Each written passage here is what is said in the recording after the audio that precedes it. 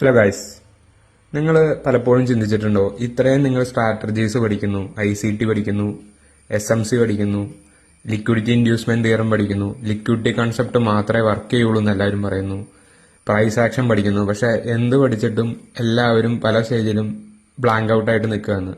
കാരണം എന്ത് അപ്ലൈ ചെയ്താലും നിങ്ങൾക്ക് പ്രോഫിറ്റബിൾ ആവാൻ പറ്റുന്നില്ല എന്നുള്ളൊരു സിറ്റുവേഷനിൽ വരികയാണ്.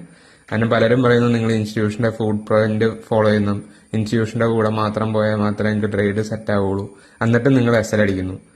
കാരണം നമുക്ക് ഈ SL അവോയ്ഡ് ചെയ്യാൻ പറ്റുമോ, അല്ലെങ്കിൽ SL അങ്ങനെ പോകാൻ പറ്റുമോ? SL ഇല്ലാണ്ട് നമുക്ക് ട്രേഡ് ചെയ്യാൻ പറ്റുമോ? മീൻസ് SL അടിക്കാണ്ട് നമുക്ക് ട്രേഡ് ചെയ്യാൻ പറ്റുമോ? ഇങ്ങനെ പല കൺഫ്യൂഷൻസ് ഉണ്ട്. ഞാൻ ചെയ്തിട്ട് മാത്രം എന്തുകൊണ്ട് പ്രോഫിറ്റബിൾ ആവുന്നില്ല, ഇങ്ങനെ പല കൺഫ്യൂഷൻസിൽ നിൽക്കുന്ന പലരും ഉണ്ട്.